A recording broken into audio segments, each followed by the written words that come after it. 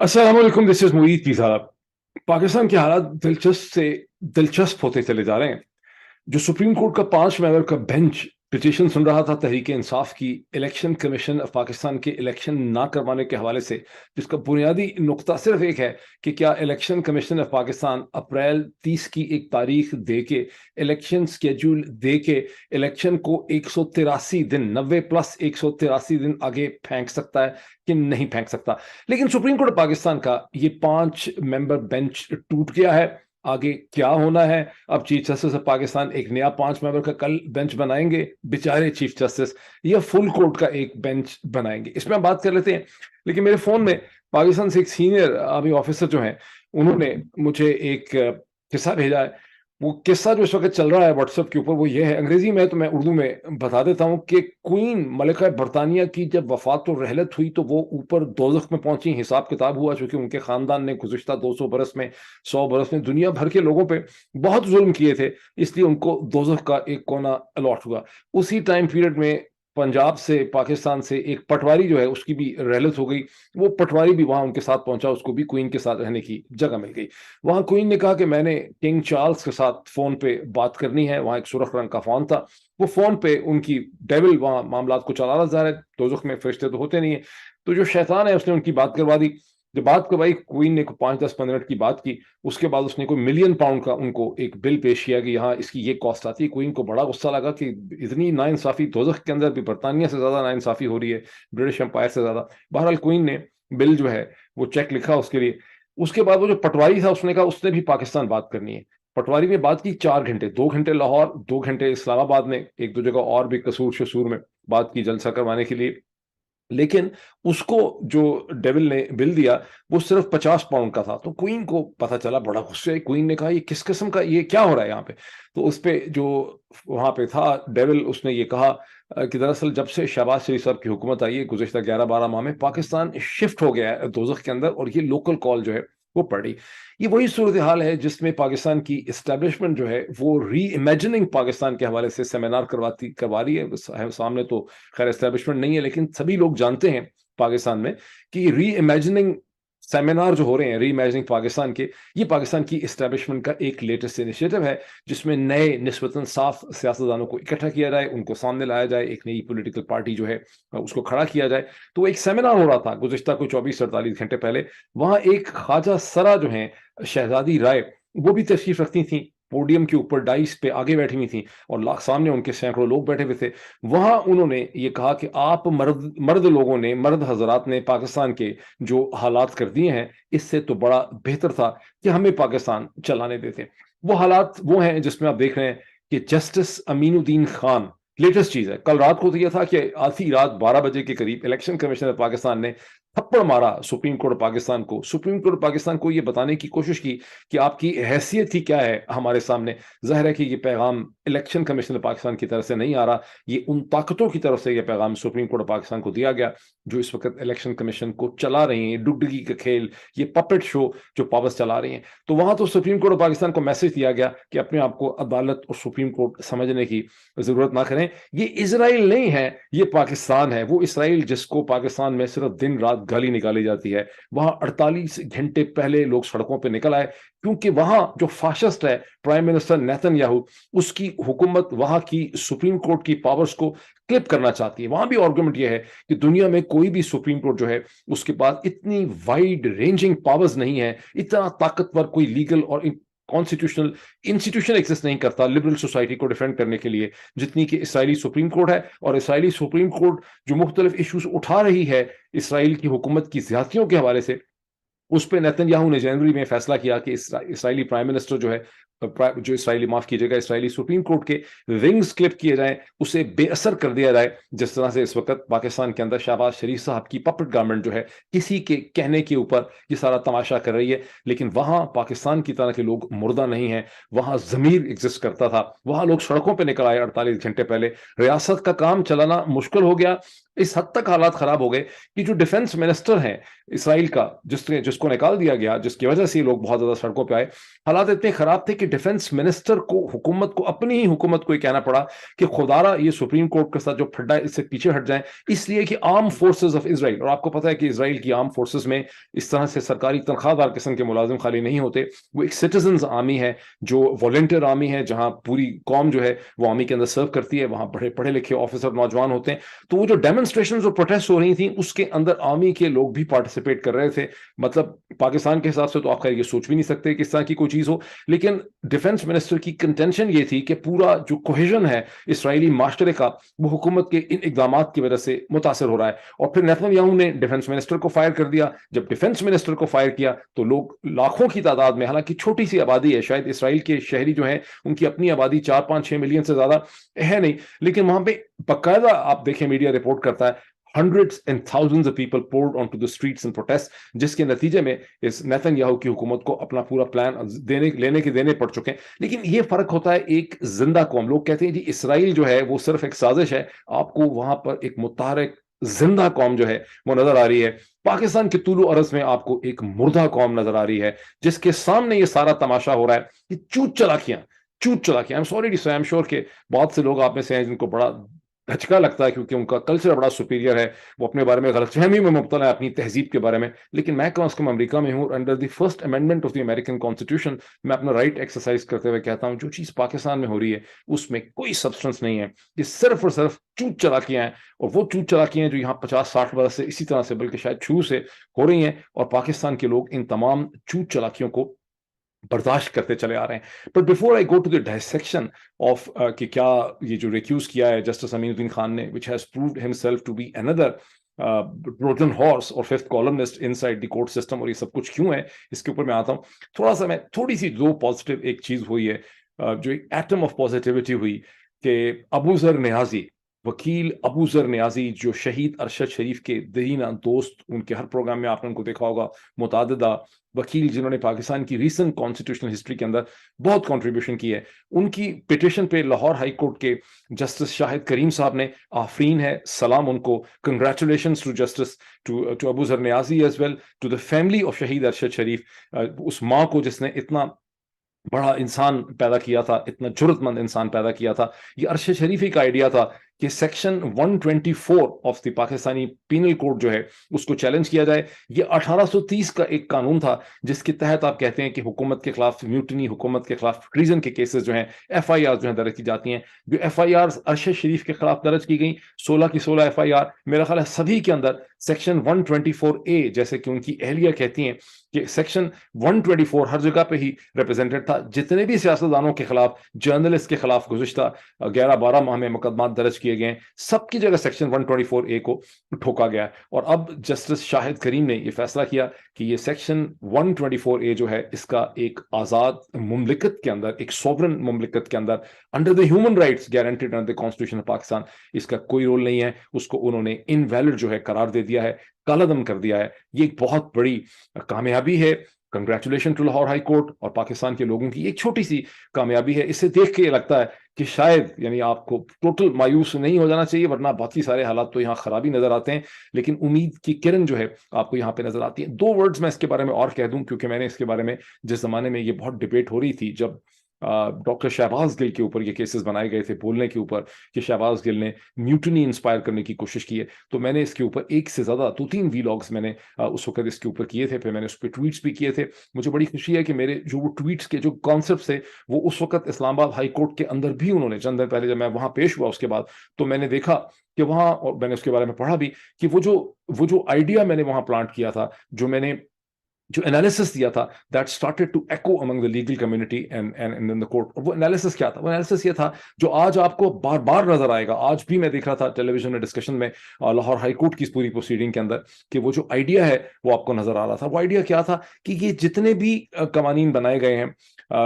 یہ سارے کے سارے ایک کولونیل حکومتوں نے، جو امپیریل حکومتیں تھیں، جن کا مقصد یہ تھا کہ انہوں نے ایسی آرمی اور ایسے ایسٹس کریٹ کیے تھے as tools for management of the Imperial order, British India کے اندر، کہیں انڈونیشیا کے اندر، کہیں امریکہ کے اندر ایک زمانے میں، کہیں آسٹریلیا کے اندر، کہیں نیوزی لینڈ کے اندر ایسے میوٹنی اور سیڈیشن کے قوانین بنائے گئے تھے جن کا مقصد لوکل جو لوگ ہیں ان کو سپریس کرنا تھا، اور ان کو خطرہ ہی رہتا تھا کہ چونکہ ان کی جو سپاہ ہوتی تھی، جو فوج ہوتی تھی، اس کے اندر بہت بڑی تعداد، یعنی آپ دیکھیں چند سو یا چند ہزار افسر ہی کبھی انگریز رہے ہیں برٹش انڈین آرمی کے اندر، اس کے سارے افسر جو ان کے نیچے تھے اور جو ان کے جوان ہوتے تھے وہ تو ظاہر ہندوستانی ہوتے تھے، ان کو کنٹرول میں رکھنے کے لیے یہ قوانین جو ہیں یہ بنائے گئے۔ اور خیر انگریزوں نے بھی شاید ان قوانین کا اطلاق کبھی سویلین پاپولیشن پہ نہیں کیا، لیکن پاکستان میں جس بے دردی، جس بے حسی، جس بدتمیزی کے ساتھ ان قوانین کا استعمال کیا گیا، شاید اس کی نظیر دنیا میں کہیں اور نہیں ملتی ہے۔ اسی کانٹیکس میں پیراہے میں جب ہم، اور اسی لیے میں نے یہ کہا تھا کہ ان قوانین کو ری اسیس کرنے کی ضرورت ہے کہ یہ ایک سوورن انڈیپینڈنٹ ریپبلک جو کولونیل نہیں ہے، جس کے ادارے اس کے اپنے ہیں، جس کی عدالتیں اپنی ہیں، جس کی فوج اپنی ہے، جس کی پولیس اپنی ہے، جس کی تمام جو مشینری اس کی اپنی ہے، وہاں اس قسم کے قوانین کی کوئی گنجائش نہیں ہے۔ تو بڑی بات ہے کہ لاہور ہائی کورٹ نے اس کو اسٹرائک ڈاؤن کیا، اس کو انویلڈ جو ہے قرار دے دیا۔ اب اسی وین میں جب ہم بات کرتے ہیں تو اس نوجوان حسن عسکری کی بھی بات کر لینی چاہیے، جس کے والد صاحب میجر جنرل ریٹائرڈ عسکری جو ہیں، جنرل صاحب جو ہیں، ان کی عمر کو اس وقت 87 برس کے قریب ہے۔ انہوں نے اپنی بیوی کے ساتھ، جن کو جو کڈنی فیلئر کا شکار ہیں، بار بار ان کو ڈائلسس کرنا پڑتا ہے، اپنی بیٹی کے ساتھ اپنے بیٹے کا ماجرا اور اس کی اپیل جو ہے، انصاف کی اپیل، ہمدردی کی اپیل جو ہے، وہ انہوں نے اب ایک پریس کانفرنس کے ذریعے پوری دنیا کے سامنے رکھی ہے۔ 2020 میں اس حسن عسکری نوجوان نے، بے وقوف کا بچہ، بالکل ہی بے وقوف، جس نے ایک خط لکھ دیا اس وقت کے آمر جنرل مطلق العنان ڈکٹیٹر جنرل باجوہ کو، جو پورے ملک کا شو رن کر رہے تھے، پتہ نہیں کیا لکھا ہوگا، مطلب اس کہ آپ ٹھیک نہیں کر رہے، پاکستان کو بڑا خطرہ ہے۔ مطلب اس کی بے وقوفی، اس کی نادانی، اس کی کم عقلی کا اس سے ثبوت ہوتا ہے کہ اس نے یہ خط ہی لکھ دیا جنرل باجوہ کو۔ مطلب اس بیچارے کو پتہ نہیں کیا غلط فہمی تھی، نہیں، خط لکھنے کی اسمپشن ہی یہ ہے کہ وہ توقع یہ کر رہا تھا کہ جنرل باجوہ کوئی بہتری بھی کر سکتے ہیں پاکستان میں، شاید ان کو خط لکھنے سے ان کا ضمیر جاگ جائے گا۔ اب یہ ایک سویلین ہے جس کو فیلڈ کورٹ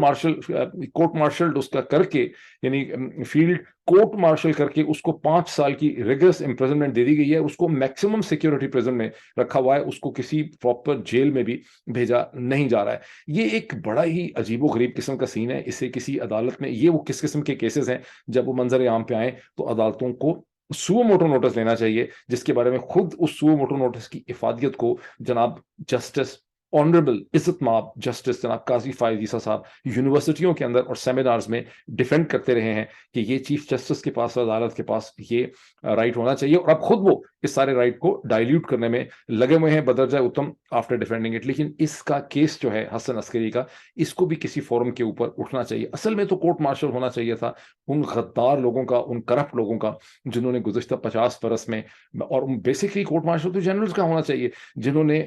اپنی جائیدادیں بنائی اور پاکستان کو نقصان پہنچایا، پاکستان آرمی کو بیچا، پاکستان کی ریاست و ملک کو بیچا۔ کورٹ مارشل تو ان کا ہونا چاہیے۔ اس بے وقوف کا کورٹ مارشل کرنے میں تو کورٹ مارشل کی تمام تر جو یوٹیلیٹی ہے اس ٹول کی، اس کو بھی ضائع کیا جا رہا ہے۔ تو آئی ہوپ کہ this issue is also raised by bar association, legal community کو اس کو اٹھائے گا۔ اب آ جاتے ہیں ہم اس صورتحال میں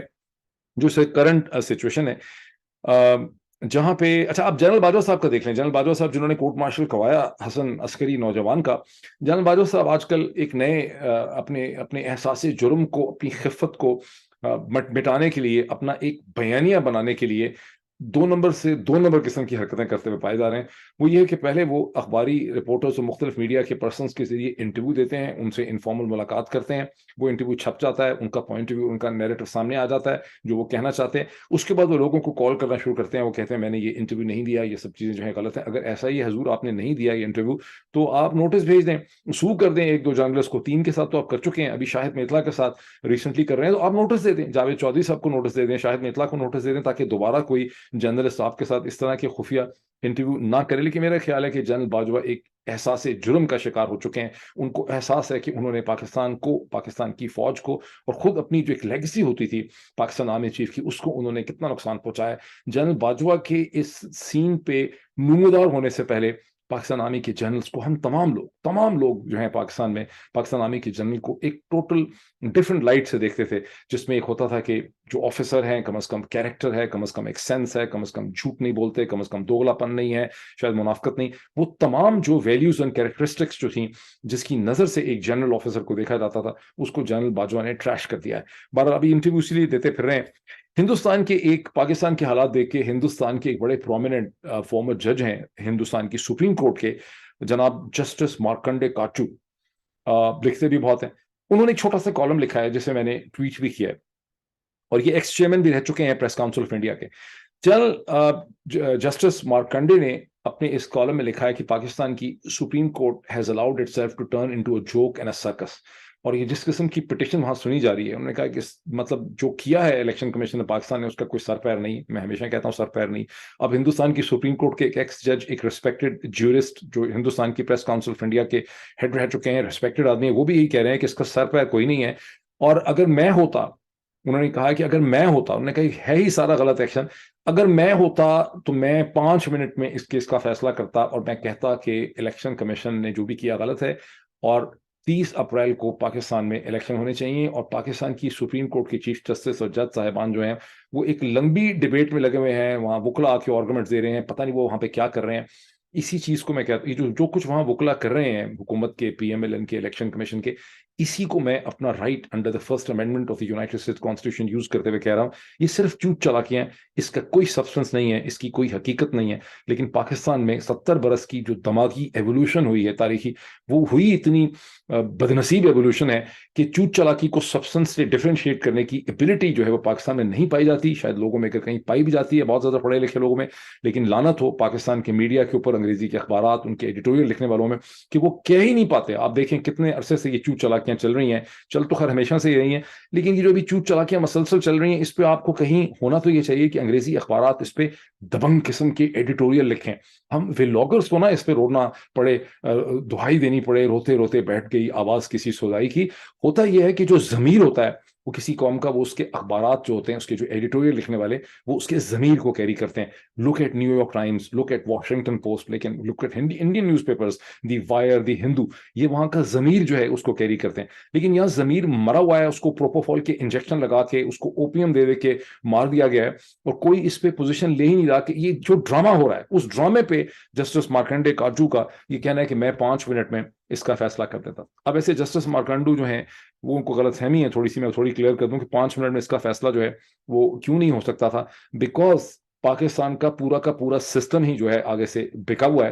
اور سارا کا سارا وائرڈ ہے سسٹم۔ اور جسٹس امین الدین خان، جن کا ایک دن پہلے کا فیصلہ جسٹس قاضی فائز عیسیٰ کے ساتھ آیا، جہاں انہوں نے یہ کہا تھا، اور وہ فیصلہ سامنے آیا، اس کو میں نے اپنے بلاگ میں ڈسکس بھی کیا تھا، کہ انہوں نے یہ کہا کہ چیف جسٹس آف پاکستان کے سو موٹو لینے کی پاورز اور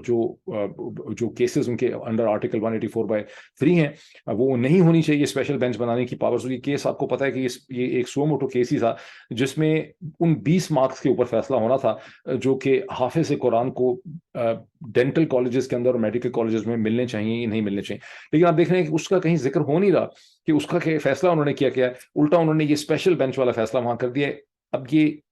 اب اس کو میں کیا کہوں، مطلب do we need any special intelligence, do we need any to be genius to understand کہ یہ سارا ڈرامہ جو جج صاحبان کر رہے ہیں، جو مسنصور علی شاہ صاحب نے کیا، جو قاضی فائز عیسیٰ کر رہے ہیں، جو جسٹس امین الدین کر رہے ہیں، ان کے پیچھے کون ہے جو ان کے ڈانڈے ہلا رہا ہے؟ اب چونکہ آپ when you live in the unfortunate republic of Pakistan, republic تو ہے بھی نہیں بیسکلی، پتہ نہیں کیا ہے، اس کو کیسے لیگلی ڈیفائن کریں گے، لیکن جب آپ پاکستان میں رہتے ہیں تو شاید آپ کی ایبلٹی ختم ہو جاتی ہے چوٹ چلاکیوں کو دیکھنے کی، شاید آپ چوٹ چلاکیوں پہ کامنٹ ہی نہیں کر سکتے۔ لیکن یہ جو بھی ہو رہا ہے، یہ ایک ڈرامہ ہے جس کا صرف اور صرف ایک مقصد ہے پہلے دن سے، کہ پاکستان میں ہم نے اس سال الیکشن جو ہے وہ کروانے نہیں ہے۔ تو جسٹس امین الدین خان جو ہیں، انہوں نے جو ڈرامہ کیا، اور جب انہوں نے یہ کیا تو مجھے کل ہی، ویسے میرا بھی بہت بڑا فیلئر ہے کہ مجھے کل ہی دیکھنا چاہیے تھا، مجھے کل ہی کہہ دینا چاہیے تھا کم از کم کہ یہ اس کی امپلیکیشنز کیا ہوں گی۔ یہ تو بینچ پہ بیٹھے ہوئے ہیں، اچھا اب اسی طرح اسی بینچ کے اوپر جناب جسٹس جمال مندوخیل صاحب بھی بیٹھے ہوئے ہیں، جو تھوڑی تھوڑی دیر کے بعد وہاں سے شور مچانے لگ جاتے ہیں کہ 1 مارچ کا آرڈر تو کوئی آرڈر ہی نہیں تھا، اصل میں تو یہ 3-2 کا ڈیسیجن تھا ہی نہیں، یہ پٹیشن تو ڈسمس ہو گئی تھی بفور، تو پھر آپ بینچ پہ کیوں بیٹھے ہوئے؟ آپ کو شروع سے کہنا چاہیے تھا کہ میں تو سمجھتا ہوں کہ آرڈر ہے ہی نہیں۔ اگر آپ میں کوئی واقعی آپ اتنے بڑے منافق نہیں تھے جتنا کہ آپ نے نے اپنے آپ کو ثابت کیا ہے اس کیس میں بیٹھ کے, اور آپ کے بارے میں ماشاءاللہ ٹویٹر کے اوپر مسلسل سولجر اسپیک کی خبریں دے رہا ہے کہ کس طرح سے افسران جو ہیں وہ آپ کی ملاقات آپ کے ساتھ کر رہے ہیں, آپ کو گائیڈ کر رہے ہیں, آپ کے رشتے داروں کے تھرو آپ سے مل رہے ہیں. بہرحال یہ جو سارا کا سارا ڈرامہ کھیلا جا رہا ہے اس وقت, اس پہ وہ کہتے ہیں کہ 5 منٹ میں فیصلہ کر دیتے. 5 منٹ فیصلہ نہیں کر سکتے تھے بیکاز یہ پورا سسٹم جو ہے یہ اندر سے وائر ہوا ہے, اور جیسا کہ ابھی آپ نے دیکھا کہ یہ ساری چیزیں اندر سے کنٹرول ہیں. مجھے بڑی ہمدردی ہے چیف جسٹس آف پاکستان جناب جسٹس عمر عطا بندیال صاحب سے. اب پریزیڈنٹ آف پاکستان جو ہیں, اب اس صورتحال کے اوپر عمران خان صاحب نے کیا کہا ہے, چونکہ اب یہ ظاہر بینچ اب ڈیزالو ہو گیا ہے, کل اس کا فیصلہ کرنا ہے. چیف جسٹس پاکستان نے پورا دباؤ ان کے اوپر پی ایم ایل این کی طرف سے, پی ڈی ایم کی طرف سے, اسٹیبلشمنٹ کی طرف سے, پورے میڈیا کی طرف سے, انگریزی اخبار کے جو بکے ہوئے منافق ایڈیٹوریلسٹ ہیں ان سب کی طرف سے بیسک جو چیز سیٹ کی جا رہی ہے کہ فل بینچ بنا دیں. اتنا بڑا ایشو ہے, اتنا بڑا چونکہ ایشو ہے, اللہ اتنا بڑا ایشو ہے, اس پہ فل کورٹ کا ایک بینچ, یعنی جس چیز کو جسٹس مارکنڈے سمجھتے ہیں, آپ ذرا اندازہ لگا لیں, منافقت ورسز حقیقت کا اندازہ لگائیں کہ جسٹس مارکنڈے کاجو نے بالکل ٹھیک لکھا ہے. انہوں نے کالم بھی نہیں لکھا کوئی 1000 ورڈ کا, انہوں نے کالم بھی لکھا ہے شاید 200-300 ورڈ کا. اس میں انہوں نے لکھا ہے کہ 5 منٹ کا یہ کیس تھا کہ 30 اپریل کا فیصلہ ہوا ہے, 30 اپریل کو الیکشن کروا دیں. لیکن پاکستان میں کہ سارے آپ کے مین آف کیریکٹر جو ہیں وہ کیا کہہ رہے ہیں کہ نہیں, اس کے اوپر تو فل کورٹ بینچ بنائیں, بلکہ ایسا کریں کہ پوری مسلم دنیا کی جورسٹ اکٹھے کر لیں اس فیصلے کو ڈسکس کرنے کے لیے کہ الیکشن کمیشن کو, کیا الیکشن کمیشن تاریخ کو آگے کر سکتا تھا جبکہ آئین کی خلاف ورزی اس نے کی ہے, تو فل کورٹ اس کے لیے بنا دیں. اب عمران خان صاحب نے اس حوالے سے یہ کہا ہے کہ 5 ممبر کا بنائے بینچ کل چیف جسٹس آف پاکستان یا فل کورٹ بنائے, ہمیں کوئی اعتراض نہیں ہے. ہم تو یہ چاہتے ہیں کہ یہ ڈٹرمنیشن اور فیصلہ ہو کہ جب اسمبلیاں تحلیل ہوتی ہیں تو کیا آئین پاکستان کی روح سے 90 دن کے اندر الیکشن کروانے ہوتے ہیں یا نہیں کروانے ہوتے. عمران خان صاحب بڑے معصوم ہیں, اپنی معصومیت کی وجہ سے اور his failure to understand the Pakistani جو نیچر ہے پاکستانی پولیٹیکل سسٹم کی, اس کو نہ سمجھنے کی وجہ سے اور دنیا کو نہ سمجھنے کی وجہ سے وہ اس قسم کی معصومانہ باتیں کرتے ہیں. یہ جو فل کورٹ کا بینچ بنے گا اس میں یہ تھوڑا ڈیسائیڈ ہوگا کہ 90 دن کے اندر اسمبلیاں تحلیل ہونے کے بعد آئین کیا کہتا ہے. یہاں صرف ایک ڈسکشن شروع ہو جائے گی, وہ ڈسکشن یہ ہوگی کہ جو 1 مارچ 2023 کا ڈیسیژن کیا چیف جسٹس پاکستان نے, کیا وہ ڈیسیژن کر سکتے تھے, کیا وہ سو موٹو نوٹس لے سکتے تھے, کیا وہ بینچ بنا سکتے تھے, کیا انہوں نے کیا, اور اسی کے اوپر 10-15-20 دن بحث ہوتی رہے گی. کچھ سے کچھ ہوگا. شکر کریں چیف جسٹس اغوا نہیں ہو گئے, شکر کریں ان کے گھر والے اغوا نہیں ہو گئے, شکر کریں ان کے گھر کا کوئی بیٹا بچہ ابھی تک اغوا نہیں ہو گیا. یہاں تو کچھ بھی ہو سکتا ہے. تو عمران خان صاحب معصوم ہیں جو اس قسم کی معصومیت کی باتیں کرتے کرتے آج لنگڑا کے چل رہے ہیں, اپاہج ہو چکے ہیں, ٹھیک ہے. اور وہ سوچ رہے تھے کہ بار بار اٹھ کے کہتے ہیں مجھے بڑا فخر, مجھے بڑی امید ہے کہ پاکستانی قوم جو ہے وہ اس طرح سے کھڑی ہوئی. پاکستانی قوم کے اندر کچھ بھی نہیں ہے, بھرکس بھرا ہوا ہے. اگر پاکستانی قوم میں کوئی صلاحیت ہوتی ظلم اور جبر کے خلاف کھڑے ہونے کی, واقعی ہوتی, تو جو کچھ سین ہوا ہے اب تک لوگ سڑکوں پہ نکل آئے ہوتے. میں یہ نہیں کہتا کہ سڑکوں پہ پیٹرول بم لے کے نکل آتے, سڑکوں پہ ہتھیار لے کے نکل آتے. اسرائیل کے لوگ بھی پیٹرول بم اور ہتھیار لے کے نہیں نکلے, وہ سڑکوں پہ نکل آئے ہیں. چھوٹی سی آبادی میں نکل آئے ہیں, وہاں کی تو آبادی بھی 0.5 کروڑ ہے, وہ سڑکوں پہ نکل آئے. پاکستان کے بے ضمیر مرے ہوئے لوگ جو ہیں 23 کروڑ لوگ میں سے یہاں پہ 23 لاکھ لوگ بھی سڑکوں پہ نکلنے جوگے نہیں ہیں. یہ اس ملک کی بے ضمیری کی, ذہن مردہ ہونے کی صورتحال ہے. تو یہاں پہ انہوں نے کیا کرنا ہے. بہرحال اب لوگ کہتے یہ ہیں کہ جو صورتحال اصل میں جو پلان ہے وہ کیا ہے. اصل پلان یہ ہے کہ جب chief justice of Pakistan retire ہو جائیں گے, پریزیڈنٹ آف پاکستان ریٹائر ہو جائیں گے somewhere in the month of September, اس کے بعد میاں نواز شریف صاحب کی اس لحاظ سے بہت بڑی خوبی ہے کہ ان کے والد صاحب کا جو ڈریم اور خواب تھا اس کو انہوں نے پورا اس پہ عمل کیا. وہ بہت ہی تابعدار بچے تھے, اب وہ 70 برس پلس کے ہو گئے, لیکن اپنے باپ کے خواب کو لے کر وہ چل رہے ہیں. خواب کیا تھا؟ خواب یہ تھا کہ ساڑھا چیف ہوئے گا, ساڑھا چیف جسٹس ہوئے گا, ساڑھے چیف منسٹر ہوں گے, اور ساڑھا ہی کیا رہ گیا, پریزیڈنٹ ہوگا. تو اب یہ صورتحال ہو جائے گی سپٹمبر میں کہ نواز شریف صاحب ہی کا چیف آرمی چیف ہوگا, نواز شریف صاحب کا ہی پریزیڈنٹ پاکستان ہوگا, نواز شریف صاحب کا ہی چیف منسٹر ہوں گے, نواز شریف صاحب کا ہی چیف جسٹس ہوگا, نواز شریف صاحب کا ہی چیئرمین سینٹ ہوگا, کیونکہ جب سنجرانی صاحب بنیں گے پریزیڈنٹ تو نیا چیئرمین سینٹ بھی نواز شریف صاحب ہی بنائیں گے. تو یہ وہ کنٹرول تھا on the state of Pakistan, on the lives of the people of Pakistan, جس کا خواب میاں شریف صاحب تھرو آؤٹ 90s دیکھتے رہے. جو اکثر انہوں نے کوشش کی وہ پورا نہیں ہوا. ہر دفعہ کوئی نہ کوئی پھڈا ہو گیا. 1999 کے اندر پہلے کوئی اور جنرل کھڑا ہو گیا, پھر 1999 کے اندر کبھی عدالت کھڑی ہو گئی, 1999 میں جنرل مشرف کھڑا ہو گیا, پھر کوئی اور کھڑا ہو گیا, پھر کوئی کھڑا ہو گیا. لیکن اب سبحان اللہ نواز شریف صاحب نے پورے پاکستان کے سسٹم پہ مکمل کنٹرول حاصل کر لیا. میرا آرمی چیف، میرا پریزیڈنٹ، میرے چیف منسٹرز، میرا چیف جسٹس، یہ سارا پروسیس ان کا کمپلیٹ ہو جائے گا. اس کے بعد کیا ہوگا؟ خواب تو ظاہر ہے ان کا، یہ خواب ان کا یہ تو نہیں ہے خالی کہ الیکشن ملتوی کروانے، اس میں کوئی خاص تو یہ تو کوئی مزے کی خالی بات نہیں ہے، یہ تو گول نہیں ہے نا. فائنل ڈیسٹینیشن تو یہ کہ تحد قیامت جب تک پاکستان کی ریاست و معاشرہ بچے گا، اس معاشرے کے لوگوں کے ہڈیوں کے خون کے اوپر شریف خاندان جو ہے وہ حکومت کرے گا. یہ ان کا خواب ہے. یہ پورا ہوگا یہ نہیں ہوگا، بیکاز اس کے اندر مجھے بہت سے میتھمیٹیکل قسم کے پرابلم لگ رہے ہیں کہ یہ اتنا ویزیبل ہو چکا ہے، یہ پلان اتنا ننگا ہو چکا ہے، یہ اتنا کھل کے سامنے آ گیا کہ شاید جو چیز بالکل کھل کے سامنے آ جائے وہ جو ہے وہ پوری نہیں ہو سکتی. تو پاکستان کے عوام کا کیا ہوگا؟ پاکستان کے عوام کی تھوڑی سی جو مینٹلٹی، یہ جو ذہنی کمزوری ہے، اس کو میں تھوڑا سا 2 اگر 4 جملوں میں ایکسپلین کر دوں. جب ایک بچہ پیدا ہو اور آپ اس کو یہ بے وقوفی کا لیکچر دینے لگ جائیں کہ اورنگزیب بڑا اچھا بادشاہ اس لیے تھا کہ رات کو روتا تھا ذکر کرتے ہوئے اور اپنے ہاتھ سے ٹوپیاں سیتا تھا کمائی کرنے کے لیے، اور بڑا اس کے اندر درد پایا جاتا تھا اللہ تعالیٰ کا کسی چیز کا، مطلب بڑا انسان مطلب تھا. جو بھی اس کی کہانی سناتے ہیں مرکب ادب کے اندر لکھتے ہیں، تو ظاہر آپ کی کریٹیکل تھنکنگ ختم ہو جاتی ہے. وہاں آپ کو یہ بتانے کی ضرورت تھی کہ اورنگزیب ایک بہت بڑا فیلڈ بادشاہ تھا، جس کی جب اس کا آنکھیں بند ہوئیں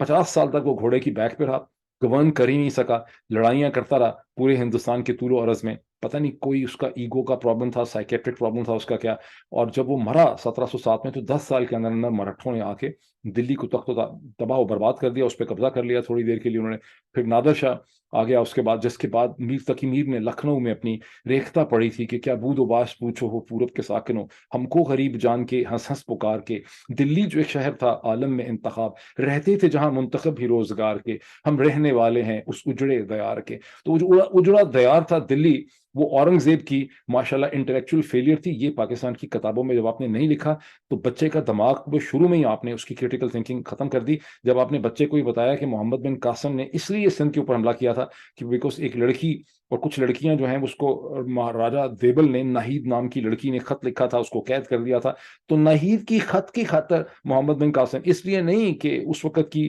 جو اموی گورنمنٹ تھی یا جو مسلم گورنمنٹ تھی، جو خلافت تھی، اس کے اسٹریٹجک ٹریڈنگ انٹرسٹ سے جس کو پرسیو کرتے ہوئے وہ سندھ پہ آئے، انہوں نے وہاں پہ حکومت قائم کر لی. آپ کہہ رہے ہیں کہ ایک لڑکی نے خط لکھا تھا، اور اس پہ نسیم حجازی جو ہیں انہوں نے پورا ناول اس میں محمد بن قاسم کا بلڈ اپ کر دیا. اور پھر اسے جو شاعر مشرق جناب علامہ اقبال جو ہیں، جب وہ لکھتے ہیں کہ ایک ہی صف میں کھڑے ہو گئے محمود و ایاز، تو یہ تو لوگوں کو بتا دیں کہ محمود جو سلیو تھا وہ ہومو سیکشل لور تھا، اور جو محمود غزنوی تھا جس نے بعد میں ایاز کو اسی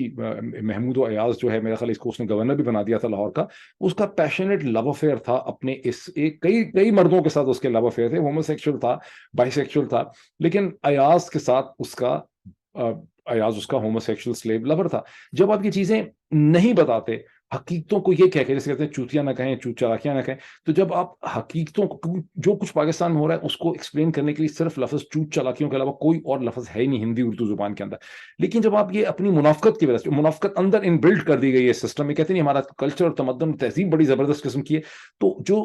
برائیاں، جو گند ہے انسانی زندگی کا، جو اس کی منافقت ہے، جو اس کی کمزوریاں ہیں، جو اس کی ویکنیسز ہیں، جب اس کو آپ دیکھتے ہی نہیں ہیں، اس کو ایڈمٹ ہی نہیں کرتے، تو آپ کے مائنڈ میں کریٹیکل ایبلٹی پیدا نہیں ہوتی. یہ مسئلہ ہے پاکستان کے لوگوں کا، وہاں کے میڈیا کا، وہاں کے اخبارات کا، وہاں کے ٹیلی ویژن کا، وہاں کی عدلیہ کا، وہاں کی لیگل ایسوسیشنز کا، کہ جب حقیقتوں کو کبھی ایڈریس کیا ہی نہیں، ان کو گریپل کیا ہی نہیں. اب صورتحال یہ ہے کہ ریاست کا وجود جو ہے اس وقت خطرے میں پڑ چکا ہے، which will be a huge tragedy جو ہو رہا ہے. بہرحال آئی لیو اٹ آن دیٹ، دیکھتے ہیں کیا کرتے ہیں. سپریم کورٹ 5 کورٹ بینچ بناتی ہے، یا ویسے میری اگر ججمنٹ ہے کہ supreme court full court bench نہیں بنانا چاہیے، 5 ممبر کا بینچ بنانا چاہیے. لیکن شاید چیف جسٹس پاکستان پہ اب اتنا دباؤ پڑ چکا ہے کہ وہ مجبوراً فل کورٹ بینچ ہی بنائیں گے، اور اس کے بعد اس کا کوئی حل نہیں نکل سکے گا. جو لوگوں کا خیال ہے کہ فل کورٹ بینچ بنے گا تو کوئی انٹلیکٹ تھا ہی نہیں کبھی، تو کہاں سے کھڑا ہوگا؟ جب چیز کبھی تھی ہی نہیں، جس کے اندر تھا ہی کچھ نہیں، اس نے کہاں سے کھڑے ہو جانا ہے؟ Thank you.